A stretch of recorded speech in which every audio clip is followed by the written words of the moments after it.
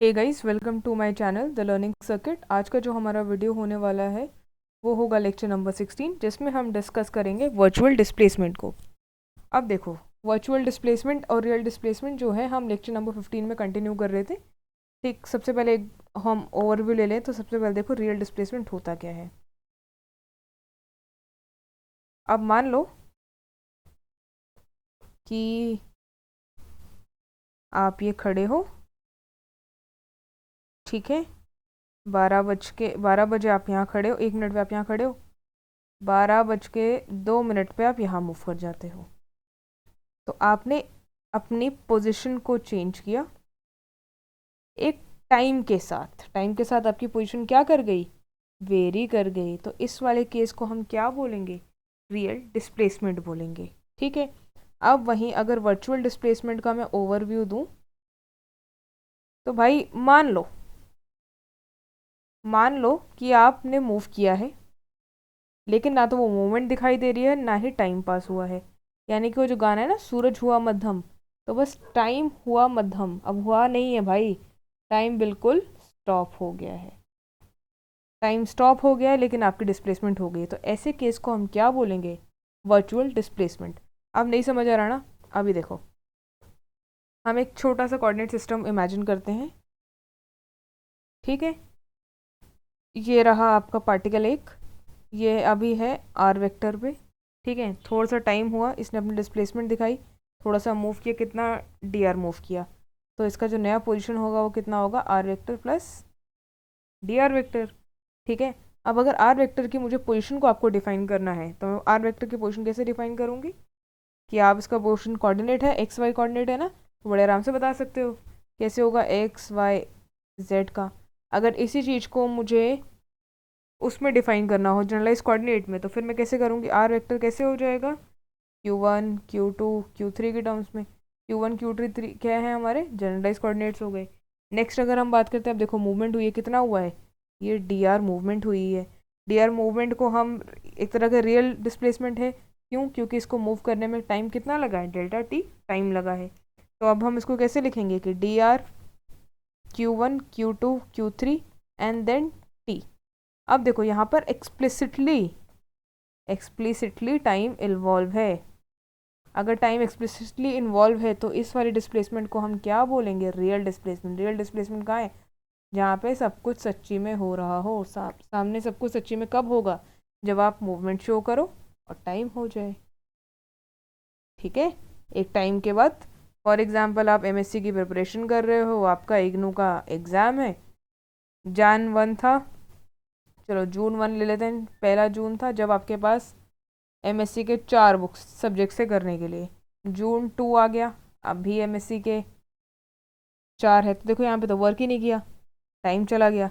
लेकिन अगर हम ऐसा केस मान लें कि June 1 है, अभी सुबह हुई है, तो आपने 4 सब्जेक्ट से, और अभी रात हो गई, मतलब टाइम हो गया, और अब आपके सब्जेक्ट्स ज़ीरो हो गए। तो एक तरह से क्या है कि आपने मूव किया है, आपने अपना काम ख़त्म किया है और टाइम भी मूव हुआ है। और वहीं अगर आपके पास डोरेमोन की एक पॉकेट मिल जाए, उसका एक पेन मिल जाए, आप उस पेन को नोटबुक पे घुमाओ और सब कुछ रट लो। और उसके बाद क्या है कि जैसे ही आपने आज का 12 बजे का टाइम स्टार्ट हुआ, आपके पास ये सारा काम था, 12 बज के अगले ही उसी के बाद आपने वो पेन घुमाया और उसी टाइम पे ये सारा चीज़ काम ख़त्म हो गया।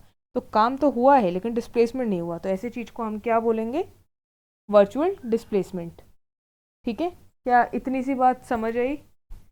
अब हम इसको बात करते हैं, चलो वर्चुअल डिस्प्लेसमेंट को फिर हम इसको डिनोट कैसे करेंगे। वर्चुअल डिस्प्लेसमेंट डिनोट होगी डेल्टा आर से।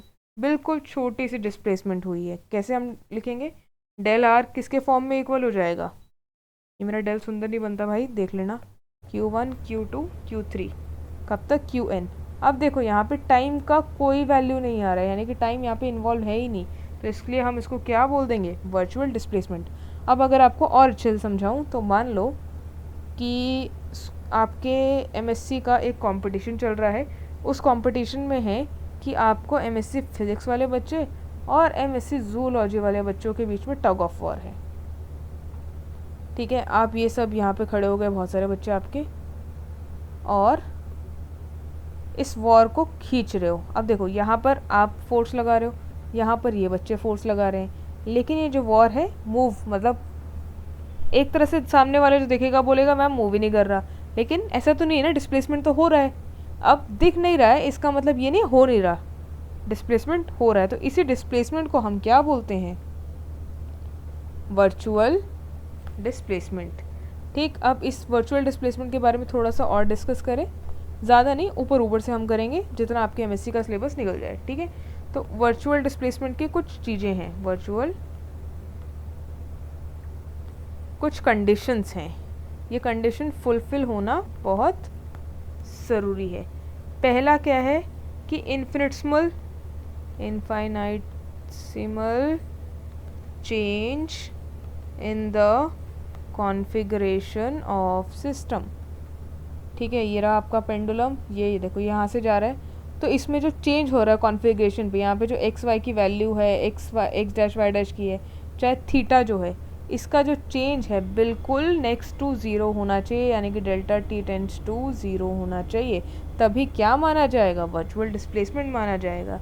नेक्स्ट आपको क्या मानना है? नेक्स्ट कंडीशन क्या है कि ये होना चाहिए consistent with the force constraint. Basically जो हम ये डिस्प्लेसमेंट कर रहे हैं, वर्चुअल डिस्प्लेसमेंट जो कर रहे हैं, ये जो फोर्स लग रही है कंस्ट्रेंट की, इसमें कंस्ट्रेंट फोर्स कौन सी लगेगी? इसमें देखो ये वाला पेंडुलम है, कंस्ट्रेंट फोर्स होगी ये टेंशन, तो इसको हार्म नहीं करना चाहिए, इसकी साथ ही मतलब इसका जो ऑर्डर है इसको डिफाई ना करे, इसी के साथ कंसिस्टेंट होकर काम करे, तो इसलिए हम क्या बोलेंगे? Virtual displacement. फॉर एग्जांपल देखो ये रहा अर्थ, ठीक है, अब यहाँ पर मैंने क्या किया, एक भारी सा बॉब इधर लगाया, एक थोड़ा कम भारी हल्का सा फ़र्क है, बॉब इधर लगाया, दोनों को मैंने कनेक्ट कर दिया। ठीक है, अब ये बॉब जो है इसको इधर खींचेगा, ये वाला बॉब इसको इधर खींचना चाहेगा, दोनों एक दूसरे पे फोर्स लगा रहे हैं, इसकी वजह से यहाँ पे एक टेंशन डेवलप होगी, इसकी वजह से यहाँ पे टेंशन डेवलप होगी, लेकिन आपको देखने में लगेगा कि मूवमेंट नहीं हो रही है, लेकिन बच्चा मूवमेंट हो रही है। तो देखो डिस्प्लेसमेंट, वर्चुअल डिस्प्लेसमेंट बिल्कुल ही वर्चुअल वाला कंसेप्ट है, इमेजिनरी कंसेप्ट है। ये वही चीज़ है कि मतलब हो रहा है लेकिन तुमको नहीं पता, वो मीन देखा ना, होता है मेरे को सब आता है लेकिन तुमको नहीं पता, तो वही वाला सीन है, हो रहा है तुमको नहीं दिख रहा है, तो इसको थोड़ा इमेजिन करना पड़ेगा। डिस्प्लेसमेंट आपको दिख नहीं रही है बट हो रही है। ठीक, अब ये यहाँ पे फोर्स, तो ये वाला, अब इसमें क्या है देखो, infinitesimal change in the configuration of the system, system के जो कॉन्फ़िगरेशन है वो ज़्यादा चेंज नहीं आना चाहिए, इसकी मूवमेंट या तो इधर या तो इधर, इसका मतलब ये नहीं है कि बिल्कुल मूव करके ये यहाँ पे आ जाए, बिल्कुल छोटा सा चेंज आना चाहिए, कंसिस्टेंट होना चाहिए उसके फोर्स ऑफ कंस्ट्रेंट, मतलब ये जो टेंशन लग रहा है इसी के कंसिस्टेंट में काम रहना चाहिए। अगर ये सारी चीज़ें हैं तो आप कह दोगे क्या हो रहा है कि मैम वर्चुअल डिस्प्लेसमेंट हो रही है। अगर ये टॉपिक समझ आया है तो प्लीज़ इसको शेयर कर देना, नहीं आया तो डाउट कमेंट में लिख देना, मैं आंसर कर दूँगी। एंड नेक्स्ट जो हमारा लेक्चर नंबर 16 होगा उसमें हम वर्चुअल वर्क को ख़त्म कर देंगे।